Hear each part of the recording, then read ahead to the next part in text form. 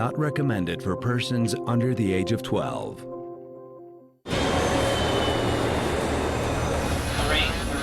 No.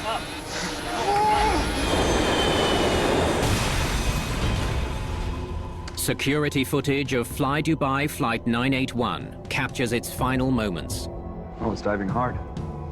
The level of violence of the impact was catastrophic. 62 people are killed in the fatal dive. Investigators soon discover the pilots had aborted 2 landings. Rostov Tower, we're going around.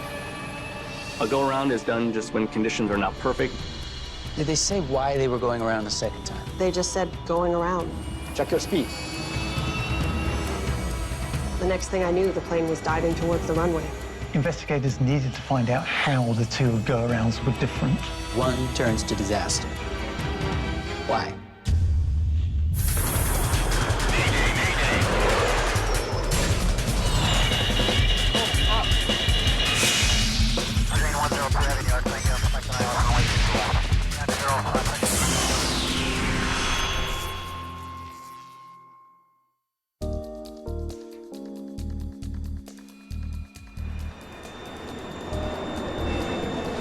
Fly Dubai Flight 981 closes in on Rostov-on-Don International Airport in southwest Russia.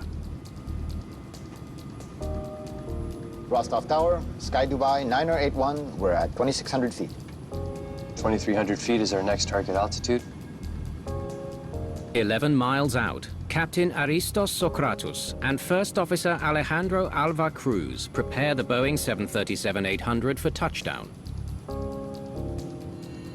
Both pilots had a pretty good amount of flying hours in the 737 specifically. These were experienced pilots. Flight 9081, Rostov Tower.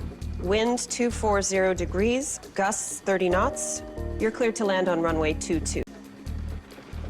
The controller reports the weather conditions at the airport. Thick clouds cover Rostov-on-Don. High winds are battering the runways. The weather in Rostov at that time was pretty low cloud with wind gusts. It was typical for that time of year for Rostov. If you look at the geography with the sea and the hills around it, then yes, you can expect some challenges. Fly Dubai Flight 981 departed Dubai International Airport at 10:37 p.m. It's a 4-hour flight northwest to Rostov-on-Don. It's a bumpy ride for the 55 passengers on board. The flight is expected to land in minutes. 150 knots. 8 miles out, the pilots reduce speed as they begin the final descent. On approach, pilots know exactly what the airplane is doing. They know the conditions that they're flying in. Flaps 30.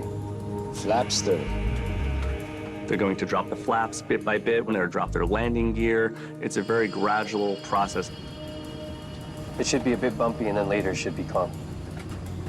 The pilots expect turbulence on approach, but anticipate a smooth landing. The runway is just 4 miles away. But there's a threat ahead. Go around. Wind shear ahead. The onboard radar has detected dangerous winds. Wind shear ahead. Wind shear ahead. Wind shear is a rapid change in direction and speed of wind. If a pilot experiences a strong headwind that suddenly changes to a tailwind, the aircraft might not have enough lift to remain airborne, especially at low altitude.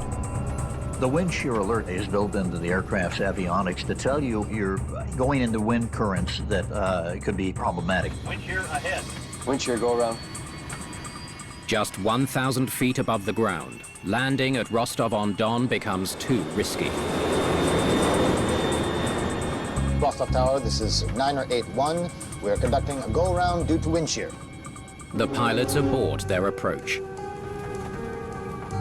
Every pilot is prepared to make a go-around on every approach. It's something that pilots do off the top of their heads. There's no manual involved. They have no limit to the amount of approaches that they can try as long as they have enough fuel. So why not go around and just try it again? Flight 9081, copy. Flight 981 is one of 4 incoming flights controllers are managing as high winds delay landings. Aeroflot 1166, be advised, Sky Dubai 981 reports wind shear on landing. The air traffic controller's workload was definitely increased in this environment, and they have to start juggling all those cards in the air. As Flight 981 climbs, Aeroflot 1166, you're cleared to land on runway 22. an Aeroflot flight prepares to land. Captain Sokratos pays close attention to its communications. I want to see what this guy will do. The crew at this point is hoping that the crews of other flights are able to give them some information that they might be able to use to make some decisions about what to do next. That flight can't land at Rostov-on-Don either. Aeroflot 1166, we're going around due to wind shear. The Aeroflot pilots also encounter wind shear on final approach. They're forced to abort. That kind of seals the deal. Fly Dubai is going to have to either wait or they're going to have to go to an alternate airport.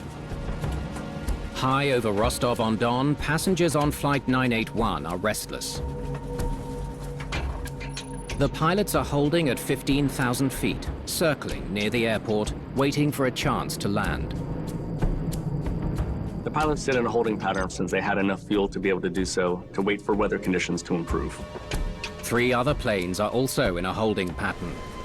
The storm pounding Rostov-on-Don isn't passing.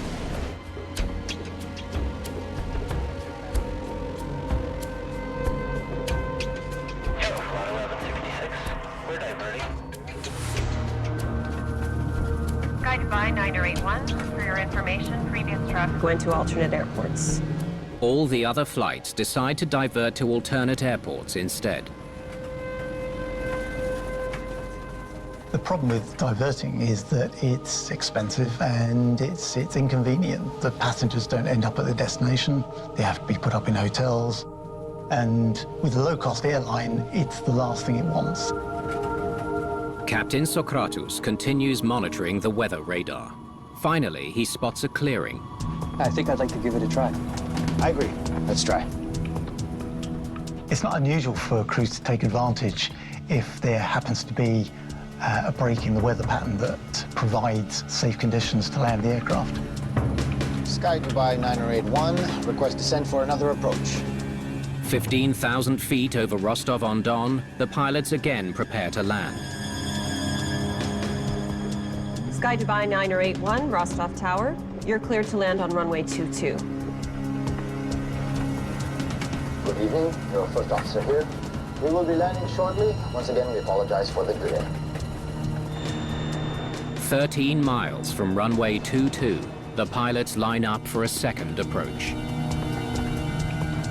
Be advised, low altitude Headwind 53 knots, light icing.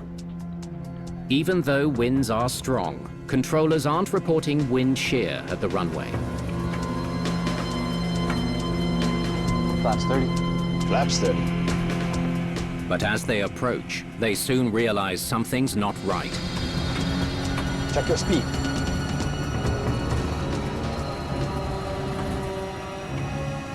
Okay, go around. The pilots execute another go-around.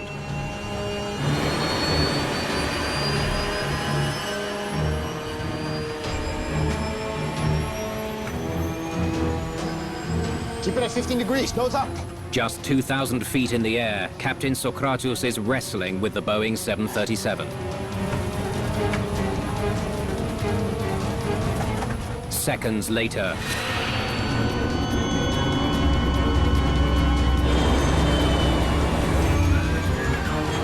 Flight 981 is diving straight at the runway.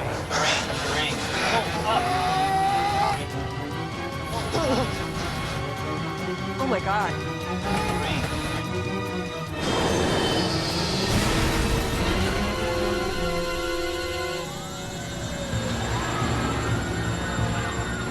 Fire and emergency crews rush to the end of runway 22. The aircraft punched a crater in the runway about 1.5 meters deep with wreckage thrown everywhere. Firefighters battle the flames through the night. But there's no one to be rescued.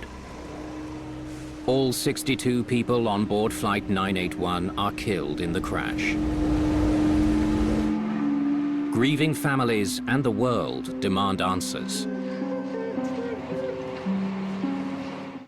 We are reaching the limit of what Earth can cope with. Everything we do has a devastating impact on our planet.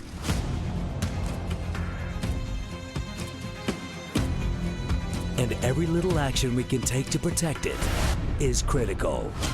Join our explorers as they discover what we can do to help preserve our home. See how we can change the world in our special programs. Planet Possible starts tomorrow at 9 p.m. on National Geographic. Kod mene dolaze pacijenti koji se žale na osetljivost zuba. Želim da znaju da problem osetljivosti zuba može biti rešen. Sensodyne nam pruža dugotrajnu zaštitu od osetljivosti zuba. Preporučujem Sensodyne zato što deluje. Tu je septembar, znači idemo sve ponovo. Ponovi se i ti. Recikliraj stari uređaj i kupi novi telefon s popustom za 99 dinara mesečno. Dođi, recikliraj i uživaj. Jetel.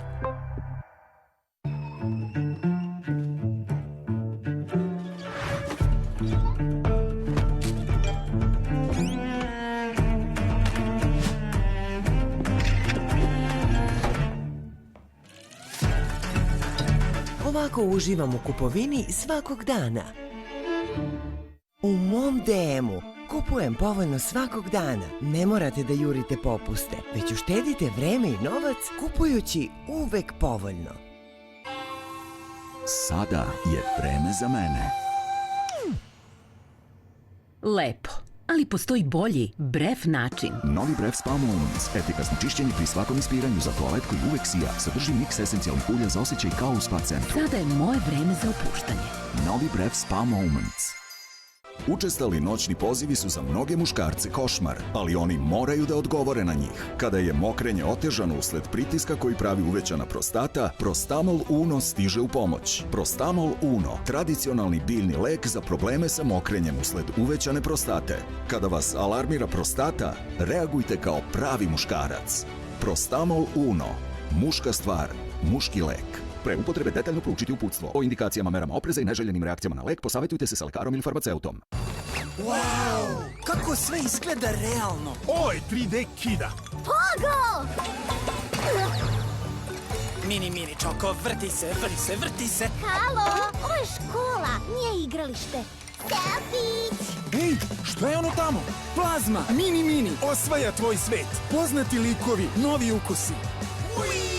Čik, prestani da se zabavljaš. Never in the field of human conflict was so much over, by so many, to so few. Dogfights that raged over Britain. The deadly battle across northern France. A daring mission behind German enemy lines. Where the scars of conflict are still visible today, we go back, bringing key battlegrounds vividly to life. World War II, Secrets from Above, the new season on National Geographic. Not recommended for persons under the age of 12. Hours after Fly Dubai Flight 981 crashes on the runway at Rostov-on-Don, investigators from the IAC, the Interstate Aviation Committee, arrive on the scene. The IAC is the lead air accident investigation agency, not just for Russia, but for several of the former Soviet states. The IAC must find the cause for the horrific tragedy. Okay, that's great. That belongs over here. Wreckage from Flight 981 is laid out in a nearby hangar for closer inspection. A team from the United Arab Emirates assists in the investigation. So how fast did the plane hit the ground?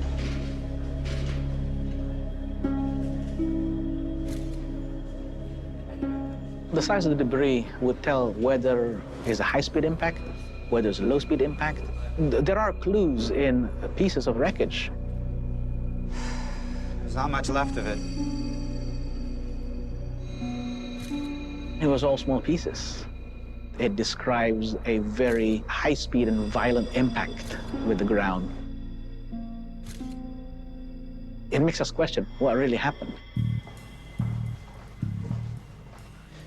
Let's see it. Investigators wonder how the plane could have gathered so much speed during an attempted landing. Oh, it's diving hard. Security footage gives them a look at the last moments of Flight 981.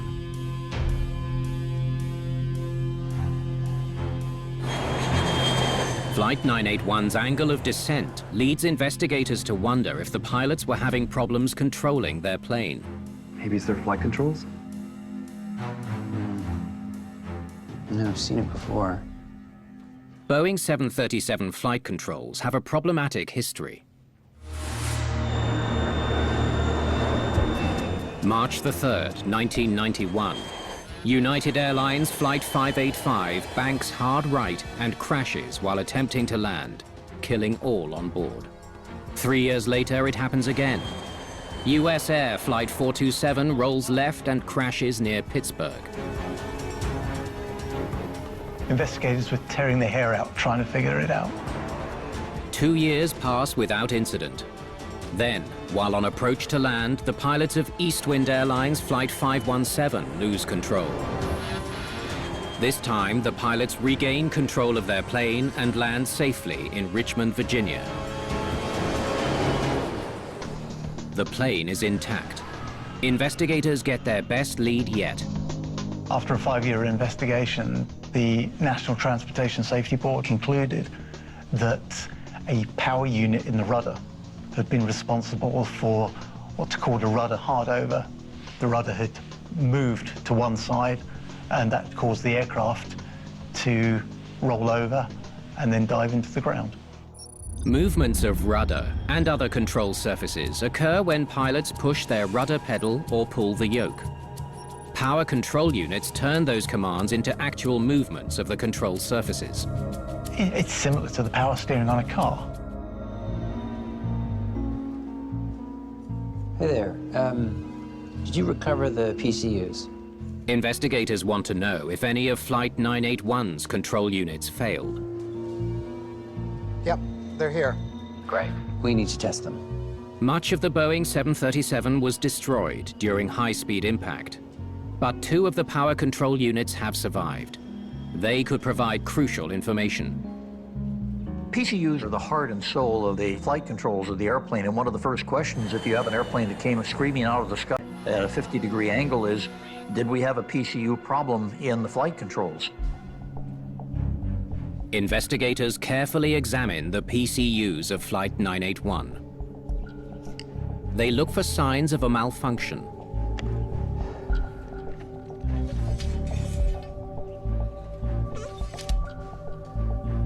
Nothing wrong with the PCUs.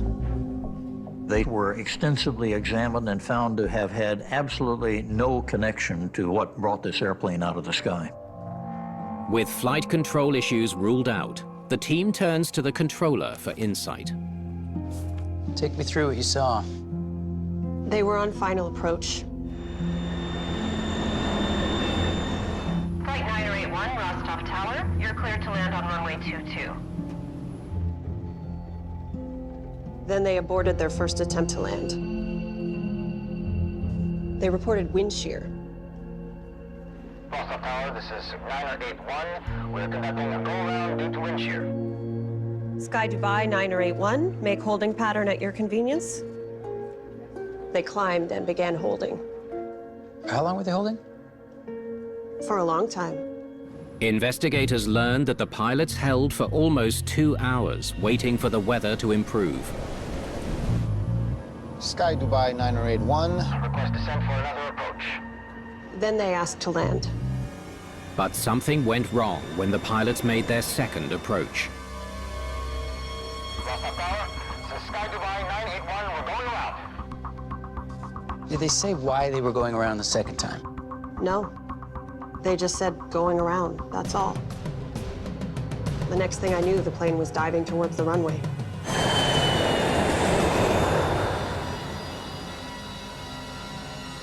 Did they report any problems with the plane? No, nothing.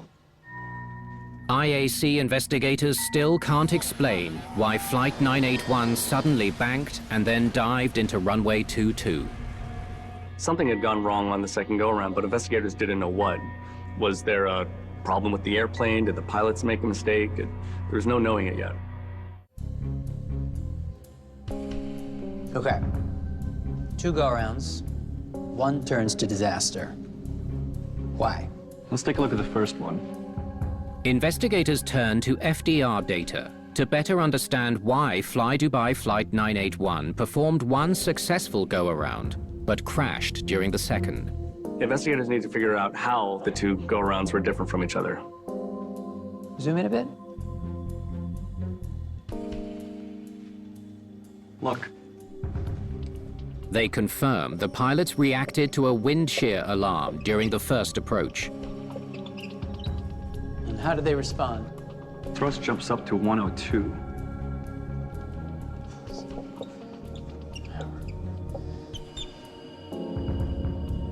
So he applied max power. What about the flaps? Flaps at 30. And gear will remain down.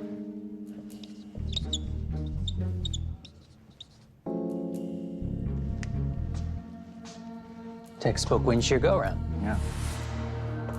If a pilot encounters wind shear, he'll typically perform what's called a wind shear escape maneuver. And that involves increasing the engine power to a maximum. You leave the flaps down, you leave the gear down. Wind shear ahead. Wind shear go-around. The first go-around was pretty routine. They responded appropriately. They did exactly what they should have done. This is the second go-around. Investigators analyze the second attempt at landing, focusing in on the last moments before the crash. Now, did they get another wind shear warning the second time? No, nothing.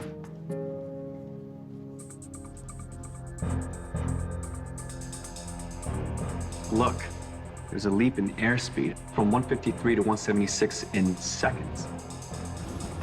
10 seconds before the pilots abort, a sudden increase in the plane's airspeed was recorded.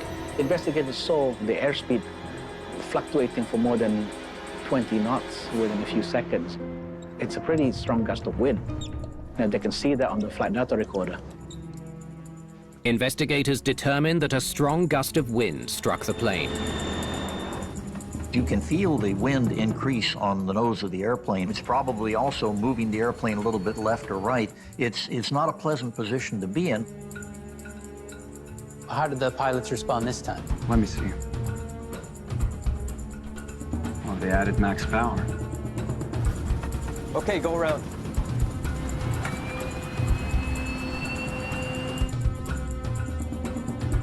And what about the flaps and landing gear? Flaps are retracted. Gear retracted. The data reveals that on the second go-around, the pilots performed a different procedure. They didn't fly the wind shear escape maneuver during the second go-around. Well, it looks like they were doing a standard go-around.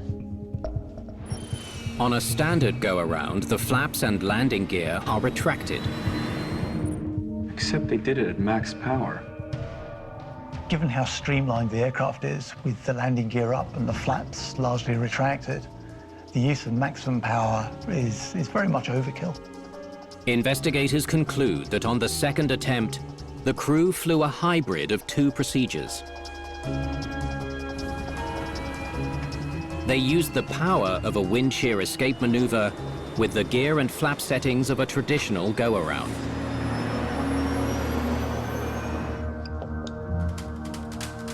So, what would that do to the plane? We'll need to take a look at all the factors at play.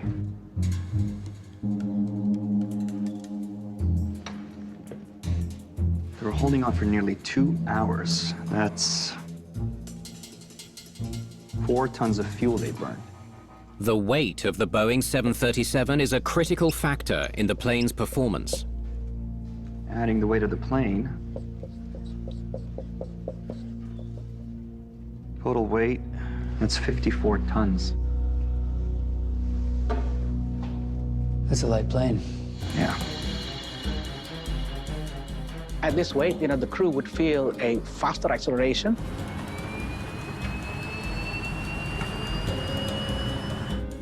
Max power, no drag from flaps or landing gear, low weight.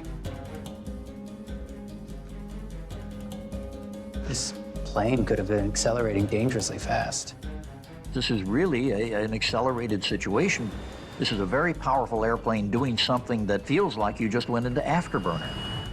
How much quicker did this plane pick up speed on the second go-around? We need to do modeling on this. It was really incumbent upon the investigators to look further into the question of the acceleration.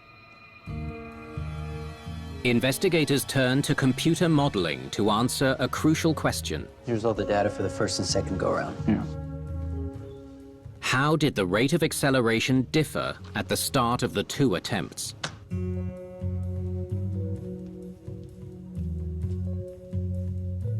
First go-around, speed increased by 17 knots. And the second?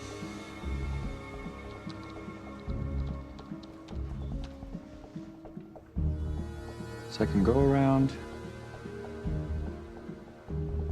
25-knot increase. Well, it's a difference of 8 knots between the two go-arounds. Yeah. It was a key part of the findings when they realized that over 40% difference existed between the acceleration from the first go-around to the second go-around. Could the increase in acceleration have affected the pilots themselves? They calculate the impact of the second go-around.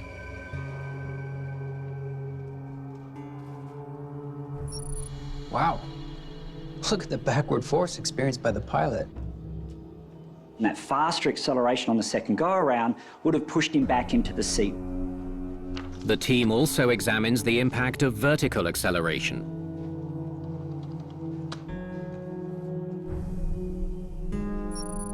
The G-force would have lifted the pilots upwards.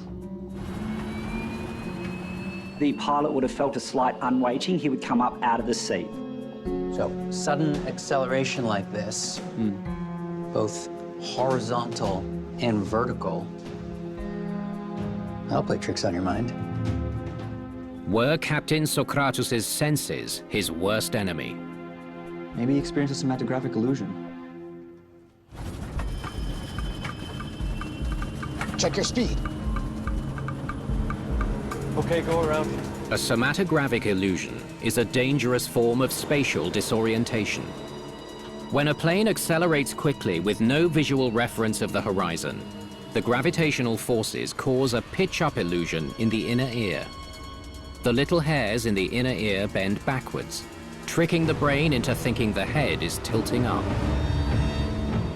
You might be going level, but if you cannot see outside, that sensation on your vestibular system is overwhelming, and you would really feel that you're climbing up. The cinematographic illusion is one of the most lethal traps in aviation. Keep the nose up. 15 degrees. It's an extremely convincing illusion.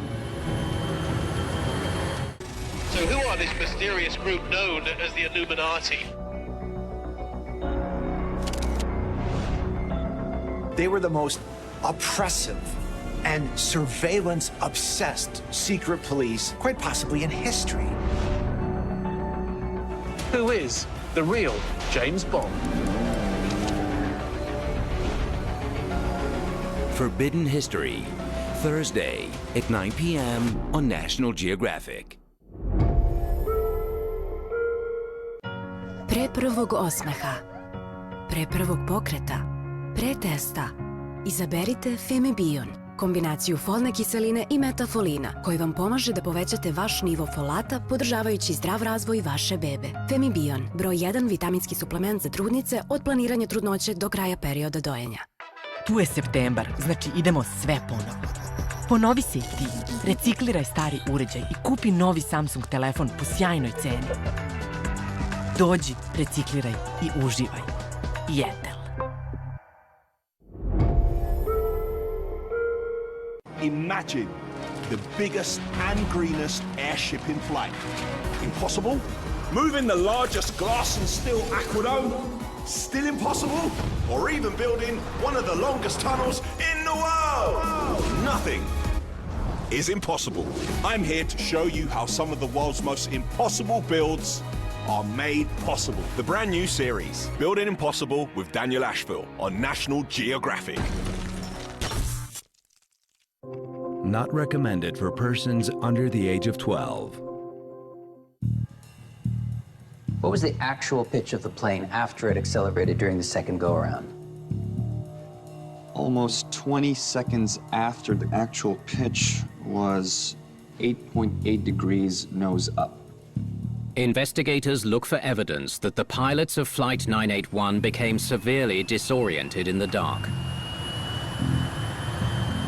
If you imagine that this glass of water represents the fluid in your ear, if you accelerated this along a smooth surface, the water would be pushed up against the back of the glass, very much like this.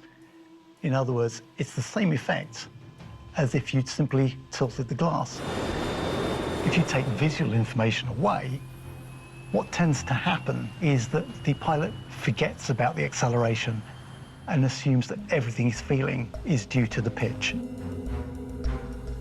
And what was the pilot's perceived pitch?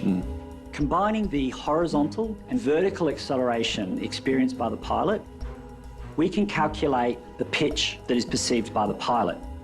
This is called the illusionary pitch. Pilot's perceived pitch was 21.6 degrees. They compare the plane's actual pitch to the pilot's illusionary pitch during the second go-around. 10 seconds later, the plane is pitched up 3.9 degrees.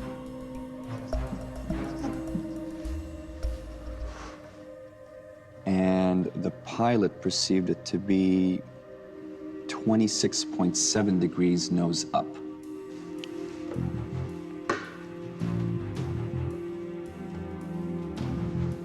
Wow, that's a huge difference.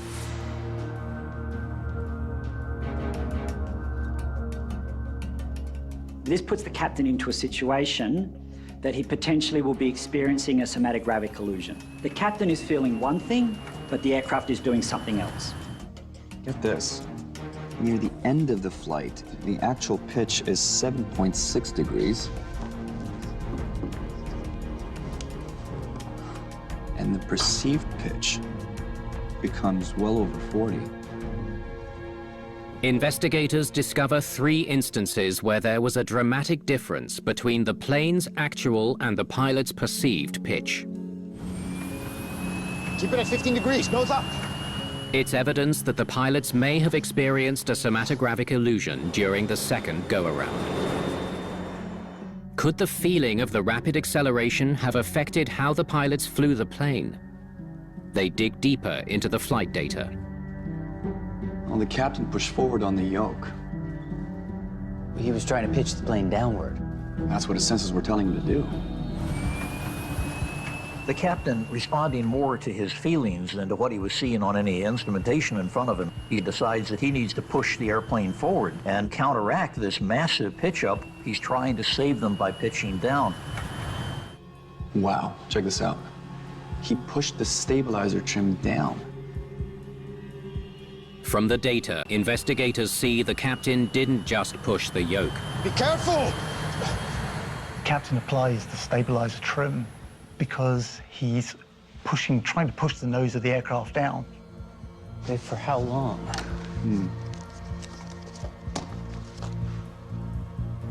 Yeah, he held the trim switch for 12 seconds. Holding the switch for 12 seconds is unheard of. That should never be held for that amount of time. The team discovers that instead of pitching the plane up to climb, the captain is pitching the plane towards the ground. No. Eventually putting the plane into a fatal dive. The sudden change in direction is jarring.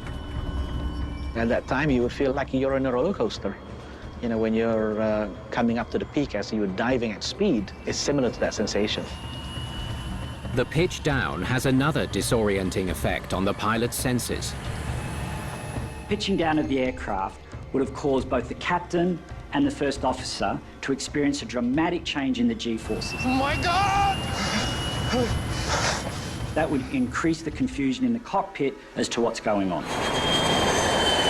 Investigators conclude that the various G-forces on Captain Socrates caused his complete spatial disorientation.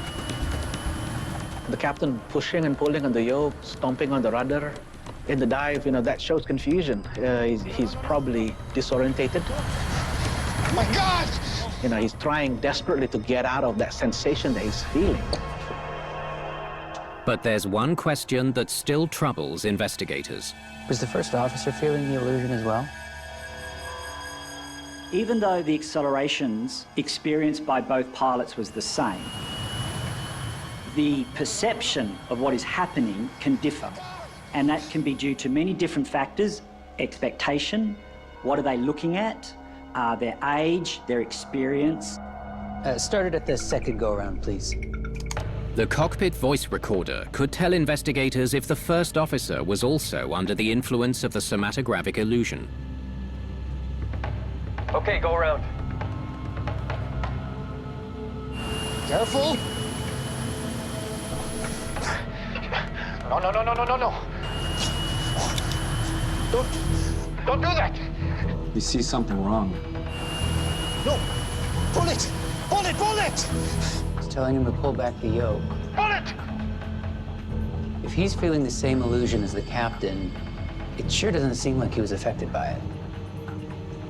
The first officer knew how much trouble the aircraft was in. He knew the captain wasn't responding the way he should. Oh my God! Oh, up! Oh, up! Investigators are left wondering why the first officer didn't intervene. You look at this first officer trying his best and wonder, why didn't you just take control? I say, I've got the airplane.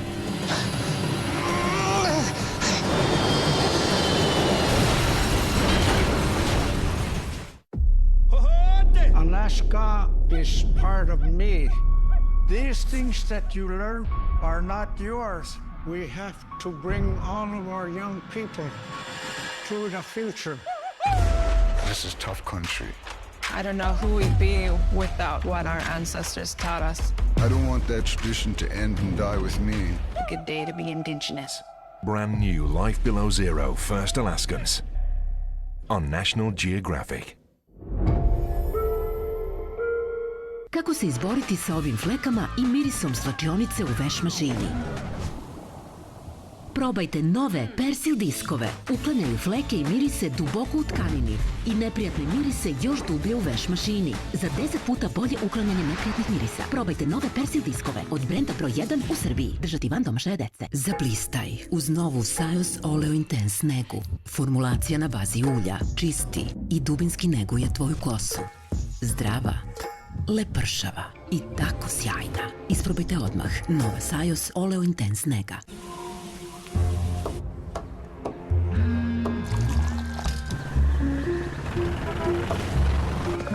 Prošli smo svakom stazom.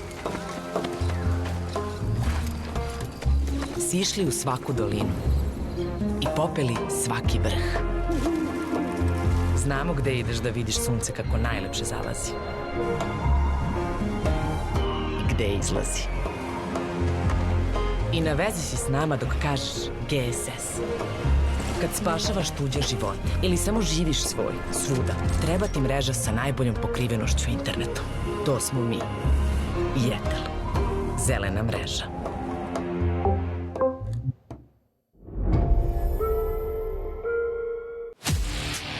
Let the games begin. I gotta get ready. I'm ready. I want to be the best. Nothing really else matters. Woman versus beast. I'm coming to play. Woo! #1, baby. Let's go. Risk equals reward. Who's the goat boat now, baby? Bah! Isn't that what a goat does, or is that a sheep? The new season of Wicked Tuna on National Geographic. Imagine the biggest and greenest airship in flight. Impossible? Moving the largest glass and steel aqueduct? Still impossible? Or even building one of the longest tunnels in the world? Nothing is impossible. I'm here to show you how some of the world's most impossible builds are made possible. The brand new series, Building Impossible with Daniel Asheville on National Geographic. Not recommended for persons under the age of 12.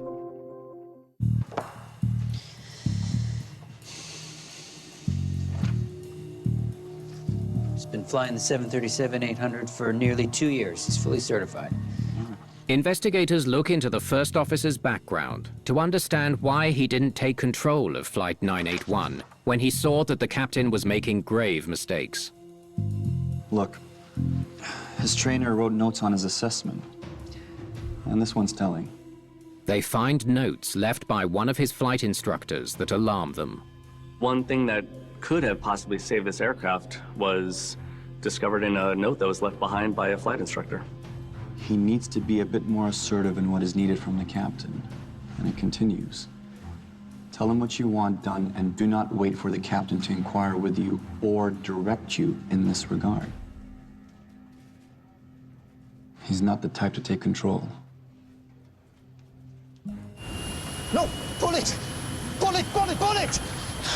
The first officer could see that the captain was experiencing enormous problems trying to control the go-around. He really should have taken some decisive action and intervened. Oh my God!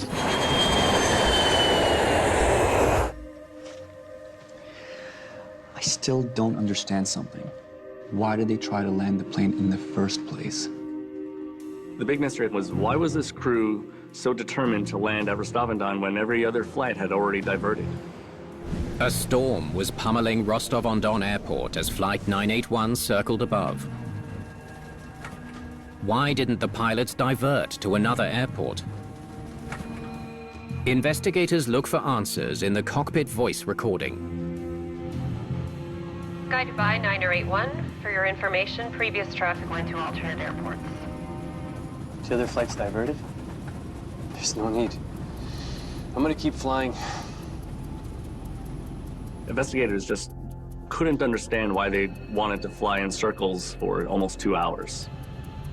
I'm gonna try this approach, and if I can't make it, we'll have a go-around, and I will head to Minerali Vodi, okay? Okay, Captain. Understood. Who's he talking to? Oh, the dispatcher in Dubai. Investigators finally get an indication of the captain's rationale for attempting another landing. As the captain decides whether to divert, he contacts Fly Dubai's flight dispatcher in the United Arab Emirates. We would like to recommend you hold max as possible. Dispatchers manage the entire fleet's operation for a specific airline. The dispatcher and the captain are co-equally responsible for the safety of the flight. There is a very delicate dance that goes on between and among the dispatchers and the captains. The captain follows with the dispatcher's recommendation. Minutes turn to hours as the pilots wait for a chance to land. I don't know, man. If we divert, we're gonna exceed our flying hours.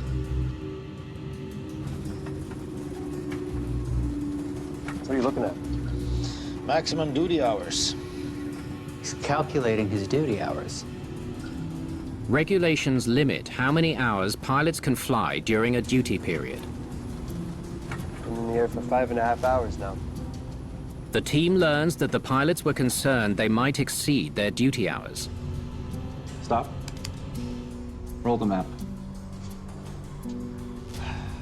They've been flying for at least 5 hours. It will take another hour to reach their alternate airport, wait out the storm. And they still have to get back to Rostov-on-Don before returning to Dubai. Diverting would put them over their duty hours for the day. Right. I think it'll be clear by the time we do this approach now. And even if we start now, I think we'll be good. We'll be good. Okay. Is he landing because it's clear, or because he wants to get on the ground? The conversation on the flight deck before the second approach clearly showed that They weren't really thinking so much about the safety of the landing, just the fact that they wanted to land. I think I'd like to give it a try. I agree. Let's try. Stop the recording. So they decide to circle for 2 hours after a 4-hour flight in the middle of the night.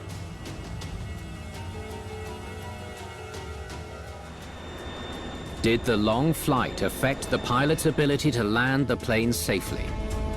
2 hours a whole, 6 hours total time. Aren't we seeing a decline in the decision-making capabilities because of fatigue? Tired? No. As investigators break down Flight 981's journey from Dubai to Rostov-on-Don, they identify a glaring problem. They were actually in the air for more than 6 hours. It's almost 5 a.m. their time when they're landing.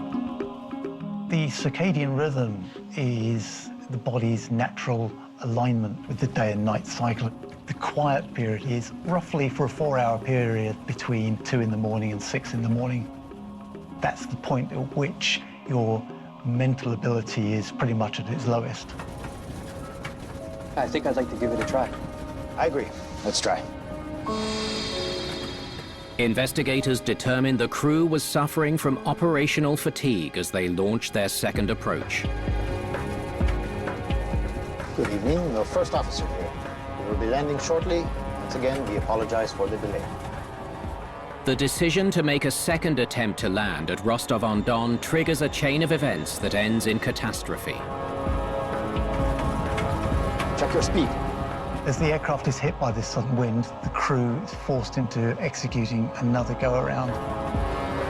Okay, go around.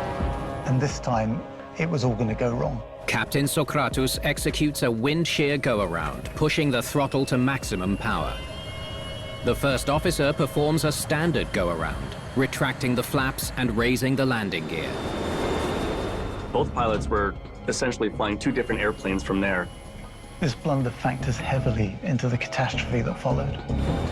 Flight 981 climbs from Rostov-on-Don at high speed.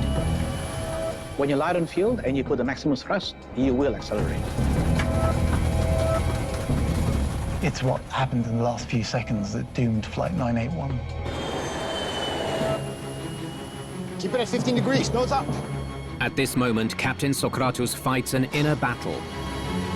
The acceleration of the aircraft makes the captain feel as though the aircraft is pitching up a lot more than it actually is. His spatial orientation deteriorates rapidly. Your vestibular senses and your middle ear are all telling you the wrong thing. The captain counters the pitch-up feeling of a somatographic illusion by pushing the yoke forward. The captain has lost touch with the reality of what's happening to the airplane. Then the final blow. The captain holds that stabilizer trim button down for about 12 seconds. With the sudden forcing of the aircraft's nose down and stabilizer trim, the aircraft transitions from a climb very suddenly into a dive. The aircraft is now in a very dangerous situation, which the captain is unable to overcome. My God! They're accelerating rapidly, and the first officer finally gets on the yoke and tries to pull, but the controls on the left side govern where the airplane is. And you get to a certain point, and there's no recovery. Nose diving at full throttle towards the runway, Captain Sokratos is completely disoriented. When he adds rudder at the last moment, he's lost all awareness of how the plane is flying.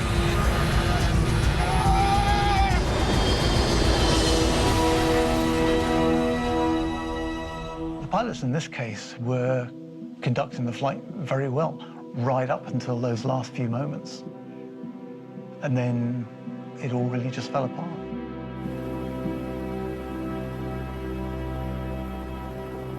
The IAC investigation into the crash of Flight 981 is a landmark case of how spatial disorientation can end in disaster.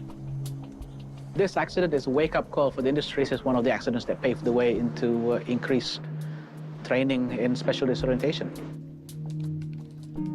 In their final report, Investigators blame the captain's string of errors on his diminished psychological state.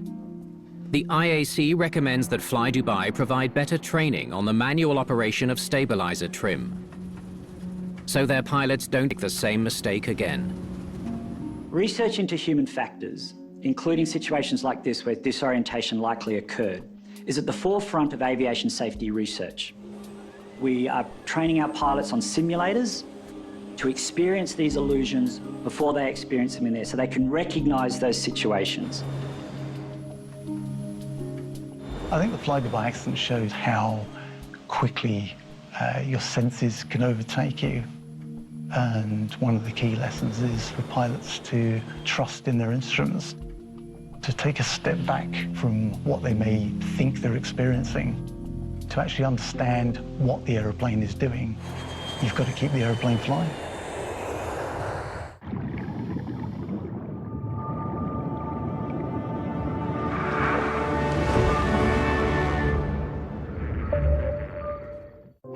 Not recommended for persons under the age of 14.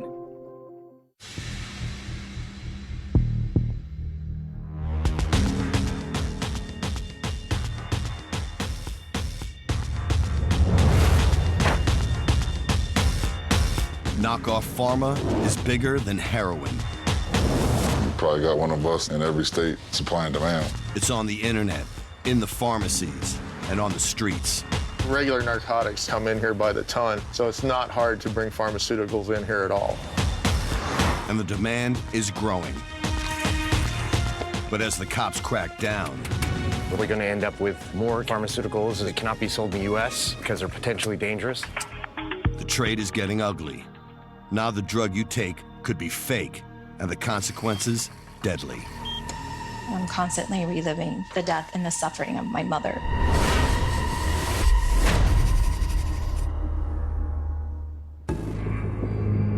It's Friday morning at a medical center in a southwestern town. TJ is a man on a mission. Hello, Dr. Bob. Hey, Dr. Bob, it's TJ. I'm actually out front here. I wasn't sure if you could possibly just run down. I'm kind of in a hurry today. TJ is a thief. His target, the insurance companies. Okay, yeah, I'll be down there. You're in your truck, right? I'm actually in a red vehicle right now. He doesn't use a knife or a gun. He works a scam. Hey, Dr. Bob. His crime, fraud. How you doing, sir? I'm gonna do cash transaction this month, and I'll probably see you again next week. And this one's good to go today. The other's on Monday, you said? You betcha. Thank you, sir. Cool. Have a good weekend. I'll see you next weekend.